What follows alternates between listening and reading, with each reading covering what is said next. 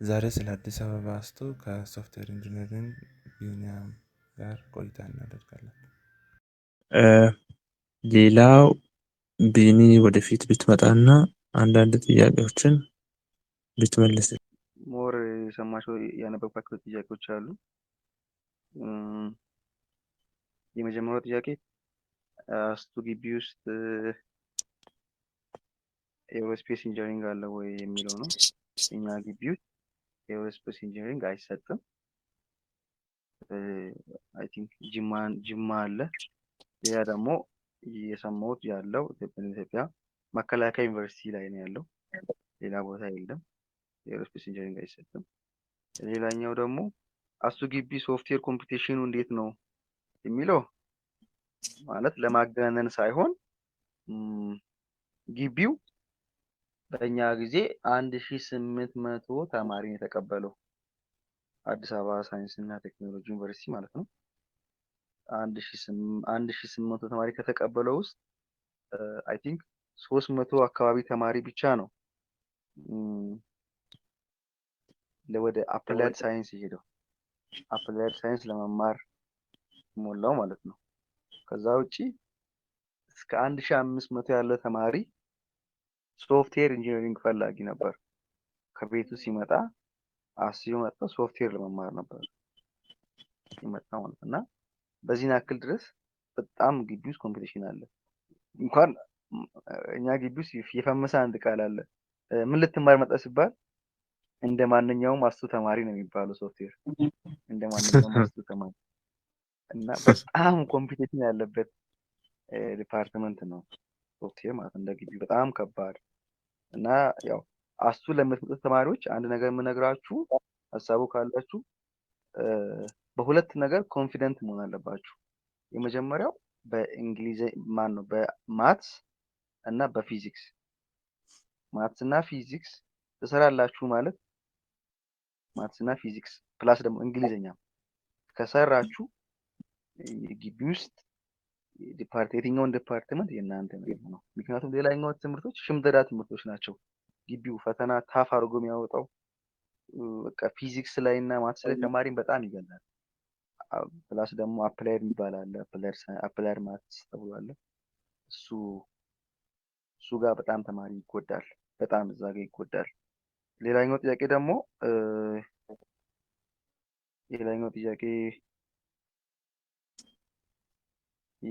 ጥያቄ ተመሳሳይ ነው። እንዴት ነው ግቢ ፈተናው ግቢ ለመግባት ብቻ የሚያስፈልጋችሁ ኢንትራንስ 300 በላይ ያላችሁ ያው አይ ቲንክ ሊንኩ ላይ እንደዛ ነው የሚለው 300 ከና ከዛ በላይ ካለ እንትን ይላችኋል። 50% አለው እሱ ኢንትራንስ ውጤታችሁ ለግቢ መግቢያ ፈተና 50% ያገለግላችኋል።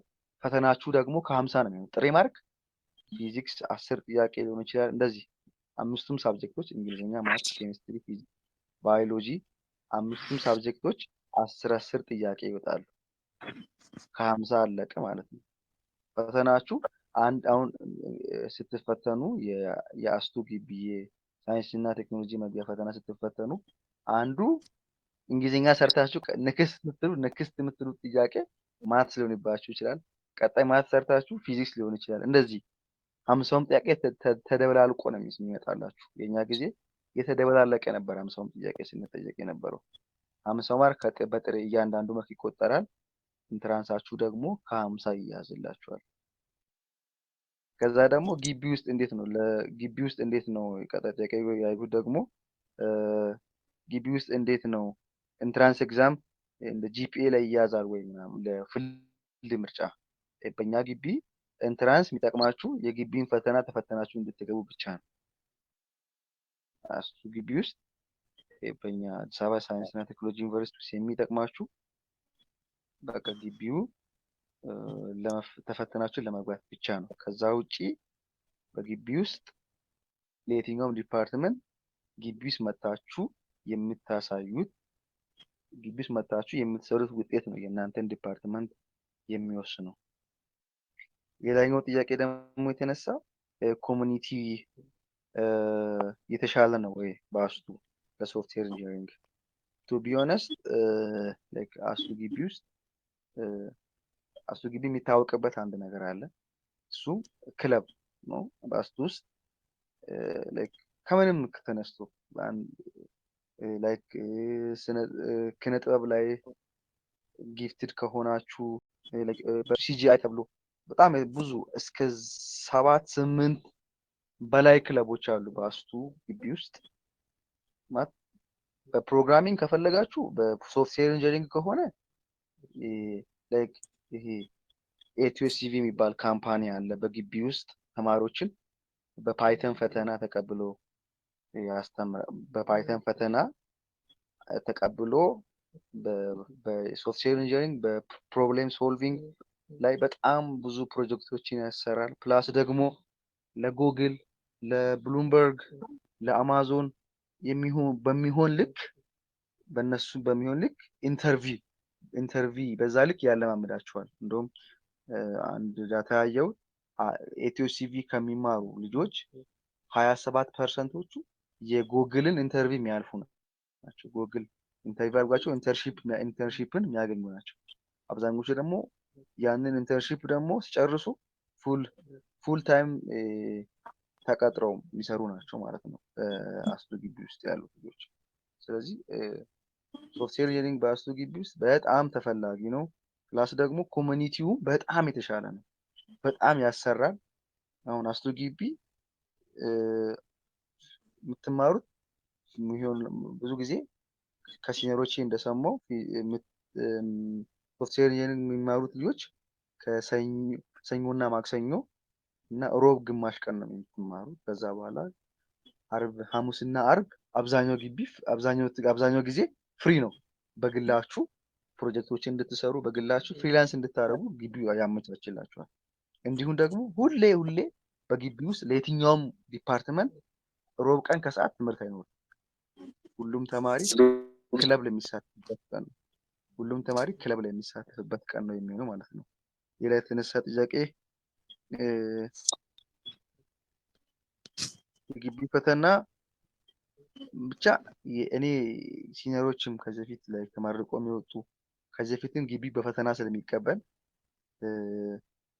ሁለቱን ግቢ ይፈትናሉ። አንድ አይነት ፈተና አዲስ አበባ ዩኒቨርሲቲ እና አዲስ አበባ ሳይንስ እና ቴክኖሎጂ ዩኒቨርሲቲ እና አዳማ ሳይንስ እና ቴክኖሎጂ ዩኒቨርሲቲ አንድ አይነት ፈተና ያወጣሉ።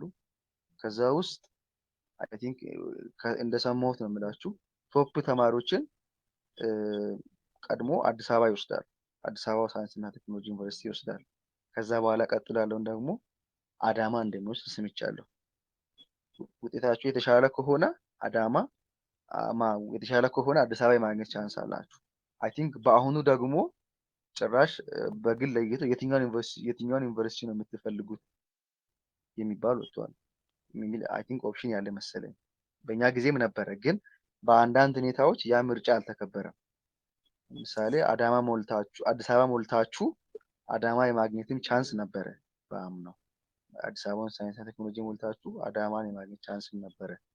ከዛ ውጭ ያለውን እርግጠኛ አይደለሁም። ሌላ ጥያቄ የቀረ ጥያቄ ያለ አይመስለኝም።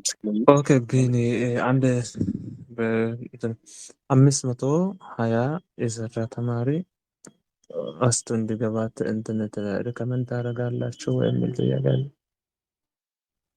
በሶፍትዌር 520 ሳይሆን አስቱ ግቢ ውስጥ ሶፍትዌር ፈተናው ማለፍ ነው ዋናው። ፈተናውን ካለፈ በኋላ ዋናው ነገር መጥቶ በኋላ አስቱ ግቢ ውስጥ የሚያሳየው ነገር ነው ሶፍትዌር እንዲሰጡ የሚያደርገው የሚሰራው ውጤት ነው። አሁን እኔ ባየሁት 500 በእኛ ጊዜ በቃ እንደዚህ ጥሩ ውጤት ያላቸው ልጆች አይቸገሩም። በአብዛኛው ዲሲፕሊንድ ናቸው። በቃ አብዛኞቹ ሆን ብለው ሶፍትዌር ለመማር ስለሚመጡ በጣም በቃ ሙሉ የምታገኛቸው ልጆቹ ላይብሬሪ ነው የምታገኛቸው። በዛ በጣም ማንበብ የለመዱ ተማሪዎች ምናምን ለእነሱ በጣም ቀላል ነው። በተለይ ነገርኳችሁ ፊዚክስ እና ማትስ ላይ እና እንግሊዝኛ ላይ ኮንፊደንስ ካላችሁ ማትጠራጥሩበት እና በጣም የምትሰሩበት ከሆነ አስቱ ይገባችኋል። በአስቱ ሶፍትዌር በምንም አታጡም። የነገራችሁ የምፈልገው ነገር ማለት ነው። ከኢንትራንስም በላይ ፊዚክስ ላይ ማትስ ላይ እና እንግሊዝኛ ላይ ጥሩ ነገር ካላችሁ በቃ የምትሰሩ ከሆነ በቃ ላይፍ ሴቨር ናቸው። እኛ ግቢ ውስጥ ማትስ የሚችል ልጅ፣ ፊዚክስ የሚሰራ ተማሪ እና እንግሊዝኛ ላይ አሪፍ ነገር ያለ ልጅ በቃ በግቢው ምንም አይቸገርም። በቃ በአብዛኛው በጣም ተጠቃሚ ነው የሚሆነው። ስለዚህ ዋናው 520 መስራት ሳይሆን ግቢ ውስጥ መጥታችሁ የምታሳዩት ነገር ነው። የ520 የሰራው ልጅ በጣም ኮሚትድ እና በኢንትራንስም በጣም የለፋ ልጅ እንደሆነ ያስታውቃል።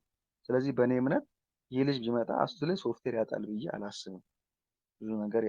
ብዙ ነገር መጀመሪያም ዋጋ የከፈለ ልጅ ስለሆነ ማለት ነው። እና እንደዚህ ባልኳችሁ በፊዚክስ እና በማትስ እና በእንግሊዝኛ ላይ በጣም በቃ ኮንፊደንት ከሆናችሁ እና በጣም የምትሰሩበት አቅም ካለ አስቱ ይገባችኋል። በአስቱ በኮንፊደንስ አንብባችሁ ሶፍትዌር ማግኘት ትችላላችሁ ብላችሁ ፈልጋለሁ። ከሌለ ጨርሻለሁ ጥያቄ።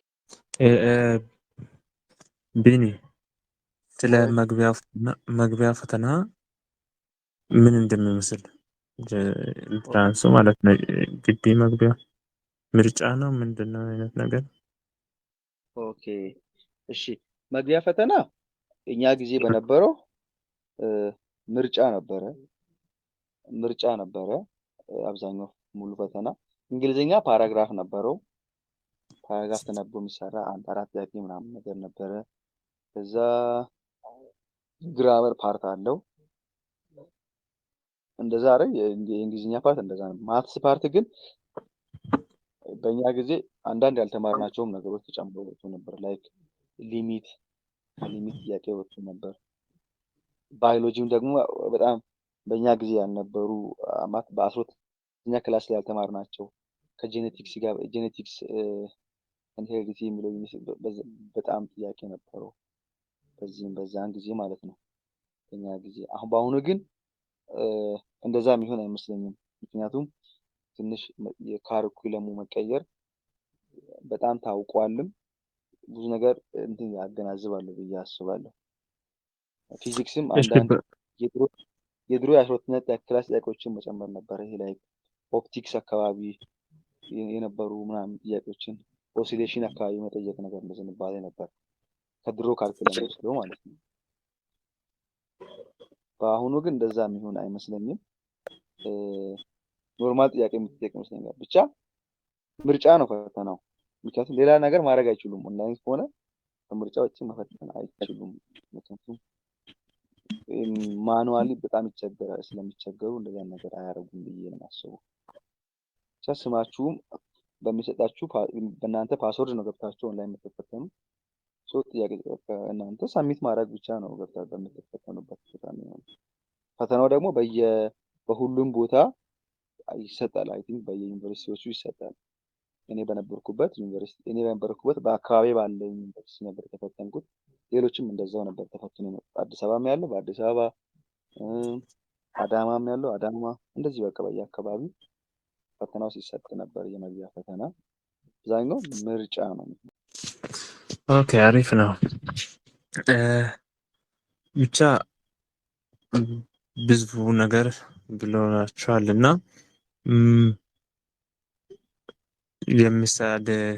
ሙሉን የሚሰጣቸውን ዲፓርትመንት አሁንም መንገድ ትችላለህ ከቻል፣ ካልሆነ ደግሞ በኋላ ላይም እዚሁ አታች እናደርግላቸዋለን። አስቱ የሚሰጣቸውን ከሶፍትዌር ትችላለህ። አስቱ ግቢ በሁለት አንግሊው ቅድም እንዳልኳችሁ አፕላይድ አለ ብያችኋለሁ። በአፕላይድ ላይ 4 ዲፓርትመንት አለ። አፕላይድ ላይ 4 ዲፓርትመንት አለ። ኢንዱስትሪያል ኬሚስትሪ፣ አፕላይድ ጂኦግራፊ፣ ባዮቴክኖሎጂ እና ፉድ ኤንድ ኒትሪሽን ሳይንስ፣ ፉድ ኤንድ ኒትሪሽን ሳይንስ 4 ዲፓርትመንቶች በዚህ በአፕላይድ ሳይንስ ውስጥ ማለት ነው ያሉት ናቸው። በነገራችን ላይ እነዚህ 4ቱ ዲፓርትመንቶች ኢንተርናሽናል ዲግሪዎች ናቸው። ኢንተርናሽናሊ አሁን ያ ዲግሪ ያለው ልጅ በአስቱ ተማሪ ውስጥ ያለው ልጅ ያ ዲግሪ ያለው ልጅ ሌላ ሀገር ለስራ አፕላይ ማድረግ ይችላል። በጣም እውቅና ያገኛል። እነዚህ ሌሎችም ዲግሪያቸው ኢንተርናሽናል ዲግሪ ነው። ሶፍትዌርም ቢሆን መካኒካልም ኤሌክትሪካልም ቢሆን ግን እነዚህ አራቱ የአፕላይድ ሳይንሶቹ እንኳን ወደ ውጭ ሄደው እስከ መቀጠር ድረስ እውቅና አግኝቷል። የአሱ የአፕላይድ ሳይንስ ዲግሪዎች ማለት ነው። ኢንዱስትሪያል እስቲ ድገመው። ኢንዱስትሪያል ኬሚስትሪ፣ አፕላይድ ጂኦሎጂ፣ ከዛ ባዮቴክኖሎጂ፣ ፉድ ኤንድ ፉድ ኒውትሪሽን ሳይንስ። እነዚህ አራቱ ዲፓርትመንቶች ኢንተርናሽናሊ አክሴፕትድ የሆኑ በዚህ ዲግሪ መቀጠር የሚቻልባቸው ናቸው የትም ሀገር ማለት ነው። ከዛ በኢንጂነሪንግ ደግሞ የመጀመሪያው ያለው ሶፍትዌር አለ፣ ከዛ ማይኒንግ አለ፣ ኢንቫይሮንሜንታል አለ፣ ኬሚካል አለ፣ አርክ አለ፣ ኤሌክትሪካል አለ፣ ኤሌክትሮመካኒካል አለ፣ ሲቪል አለ፣ መካኒካል አለ። አይ ቲንክ ሞሉ መሰለኝ 9 አካባቢ በኢንጂነሪንግ 9 ዲፓርትመንት አለ። 9ኙ አይ ቲንክ አታች ላደርግላችሁ መሰለኝ። አሪፍ ነው። አታች አደርጋለሁ እሱ ነው። እና ዲግሪዎቹ ኢንተርናሽናል ናቸው የሚሰጡ ዲግሪዎች። የትኛውም ዲግሪ ኢንተርናሽናል ዲግሪ ነው የሚሰጠው ለሁሉም ተማሪ። አሪፍ ነው። እችን ሀሳብ አታች ያደርግላችኋል። ምክንያቱም አሁን ቢያወራም እናንተም እየያዛችሁ ስላልሆነ እሱን አታች ያደርግላችሁ። ደግሞ አብዛኛው እንደዚህ ከፍሬሽማን ጋር የተያያዘ ነገር ነው እና ፍሬሽማን ላይ በደንብ 39 38 4 እንደዛ እሱን ካልኩሌሽን እናሳያቸዋለን። ሜቢ አዲስ ከሆነባችሁ ኢንትራንስ የሚያዘው ከ20% ወይም 30 አሁን እንዲያስቱ እንደማያስፈልግ ለመግቢያ ፈተና ብቻ ነው ኢንትራንስ የሚያስፈልገው። እዛ ተፈትናችሁ ለመግባት ከዛ በኋላ ደግሞ ለዲፓርትመንቱ ምንም እንዳልሆነ ከዛ እዛ የሚሰሩት ውጤት እንደሆነ ግልጽ ነውና ለዚህም ነገር እኛም ቲዩቶሪያል ላይ እየሰጠንላችሁ ስላለ እዛ ላይ ተመዝግባችሁ ልክ እንደዚሁ ደግሞ በየመሃሉ ላይቭ ፕሮግራም ውጤታችሁ ሲቀንስም በቀጥታ እያወረናችሁ አሪፍ ፍሬሽማን ቆይታ እንዲኖራችሁ ለማድረግ እኛም ተዘጋጅተን ቲዩቶሪያል እየሰጠናችሁ ስለሆነ ሳታረፍዱ አሁን ውጤታችሁ ከመጣ እንግዲህ ግቢው ማተር አያደርግም። ለሁሉም ግቢ የሚሆን ፍሬሽማን ቲዩቶሪያል ነው እና እየሰጠን ያለ ነው። ባታረፍዱ በዚህ ይችን አመት ይችን ሴሚስተር አመትም አንልም ይችን ሴሚስተር በጣም ዋይዝሊ መጠቀም አለባችሁ። ከዛ በኋላ ከዲፓርትመንት በኋላ ያለው ምንም በቃ ፓዛችሁ ላይ ገብታችሁ መቀጠል ነው። ግን አሁን ላይ ፓዝን ሚስ ካረጋችሁ ልክ ስለማይሆን ፕሊዝ ፍሬሽማን አሁን ያለውን ጊዜ ለ12ኛ ካነበባችሁት በላይ ማንበብ አለባችሁ። ብዙ ከሚሰር ፋክተሮች አሉ። በዚህ ግቢ ስትገቡ የሆነ እንደ በፊቱ ላይሆንላችሁ ይችላል እና በዛ መሃል ሁሉ እየመከርናችሁ እንደዚህ ላይቭ ቻት እየከፈትን ያላችሁን ጥያቄ ግልጽ አድርጋችሁ ስትጠይቁ እንደዛ እየመለስን ስለምንቀጥል ከኛ ጋር ላይቭ ቲዩቶሪያል ክላስን ብትቀጥሉ በጣም አሪፍ ነው። 250 ነች ኮስቷ ምንም እንትን ነች እና ፍሬሽማናችሁን በደንብ ልታስተካክሉ ይገባል። እንደውም ከአካዳሚክ ባሻገር እንደዚህ ላይቭ ቻት ከፍተን በደንብ እየመከርናችሁ እየተመካከርን ጥሩ ወደምትፈልጉበት ዲፓርትመንት እንድትገቡ ይረዳቸዋል። የትም ግቢ ብትገቡ ማለት ነው። አሁን ስለ ካነሳ ነው ከዛ ውጭም ብትገቡ በተለያዩ ግቢዎች ላይ ያሉ ልጆች ስላሉ ከነርሱ ጋር በጣም ቆይታ እያደረግን አሪፍ የሆነ ጊዜ እናሳልፋለን። አሁን ጥያቄ ቀረኝ የምትሉት ጥያቄ ካላችሁ ቶሎ ብትጽፉልን አሪፍ ይመስለኛል።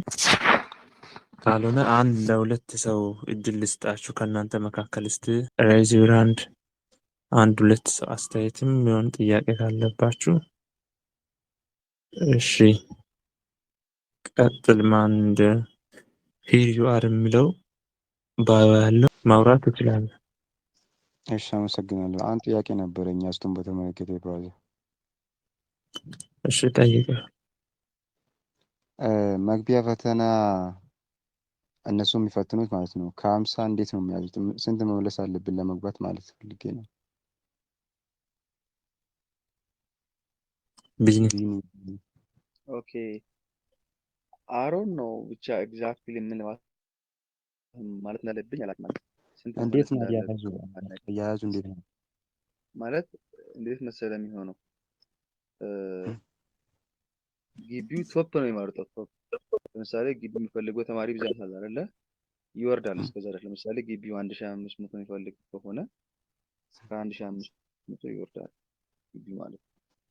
አሁን ለእኛ በመጣልን ስንት እንደሰራው አልተነገረኝም ማለት ኤግዛክትሊ በእንትኑ ላይ ውጤታችንን አልተቀመጠም። ብቻ ማለፋችንን ብቻ ነው ግቢው እንደተቀበለን ብቻ ነው የተናገረ።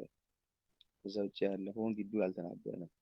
ግን ያለኝ መረጃ እስካሁን ቶፕ ለምሳሌ ግቢ ቶፕ 1800 ተማሪ ይቀበላል አዲስ አበባ ማለት ነው። ካስፈተናቸው ማለት ነው። ካስፈተናቸው ሁለቱን ግቢ ካስፈተኑት የመጀመሪያውን ቶፕ ተማሪ የሚቀበለው አይ ቲንክ ምርጫም ይበዛል። አዲስ አበባ ስለሆነ ተማሪው የሚፈልገው ቅድሚያ ለአዲስ አበባ ይሰጣል። አዲስ አበባ በአምናው ተደርጎ እንደነበረው ማለት ነው።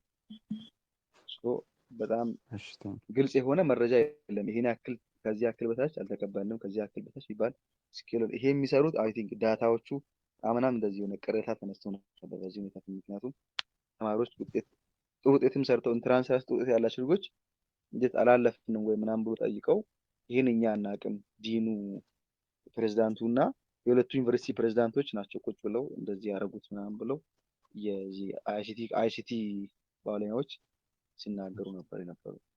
ስለዚህ ቶፑን ነው የሚቀበሉት። ያው ይሄን ያክል ተብሎ ውጤታችን የተናገረ ነገር የለም ባጭሩ። ከት ፖይንት የለውም ማለት ነው። እሱ አለ እሱ የሚያውቁት ለእኛ አልተነገረንም። እነሱ ይወርዳሉ እስከ ዝቅተኛው ማለት እስከሚፈልጉበት ድረስ ይወርዳሉ። እነሱ ያውቃል እኛ አናውቅም ማለት ነው። ይወርዳል። እኛ አናውቅም ስንት እንደሆነ አናውቅም።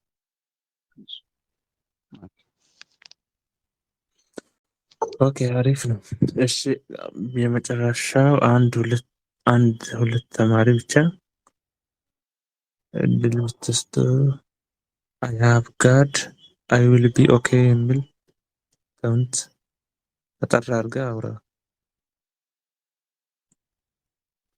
ማውራት ትችላለህ። አይሰማም ድምጽ።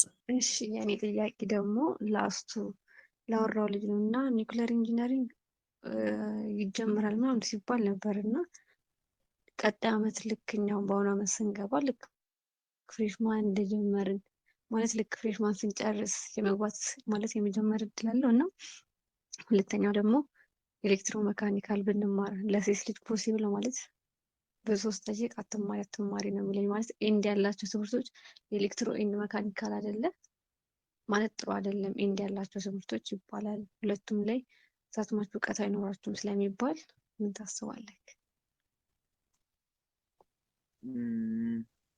የመጀመሪያው ጥያቄ ስለ ኒውክሌር ፊዚክስ የተነሳው ጥያቄ አምና ነበር አይ ቲንክ ከቻይና የሆነ ከራሽያ ጋር ውል ተባብለዋል። ዩኒቨርሲቲው በአስቱ ላይ በአፍሪካ የኒውክሌር ሳይንስ ማለት ፊዚክስ ጣቢያ ምናምን እንትን ሙሉ ዋና ራሱ ይሰራል ተብሎ ምናምን ውል እንትን ተብሏል።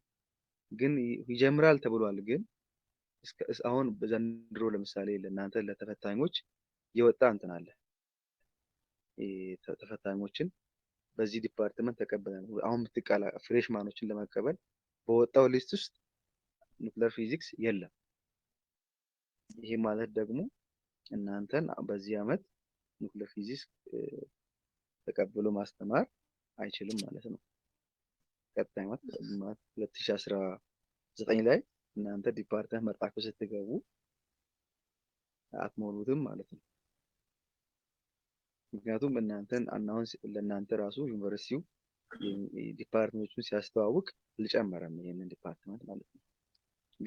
ገና ብዙ ነገር አይ ቲንክ ያሉኝ እንደው በእኛ ራሱ 4 ዓመት አሁን ሊፈጅ ይችላል። ግቢው እንደዛ ቢልም በጣም ትላልቅ ማቴሪያሎችን ማሟላት ስላለበት ውድ የሆኑ ነገሮች አይ ቲንክ አሉ ብዬ አስባለሁ። ዝም ብሎ ቲዮሪን ብቻ ከማስተማር ደግሞ ሙሉ ዕቃ ግቢው እንደዛ አይነት ነገር ነው። ሙሉ ዕቃ የሚያስተምር ግቢ ስለሆነ ፕራክቲስ ላይ በጣም ጥሩ ነው። በሚገባ ነው የሚያሰራው።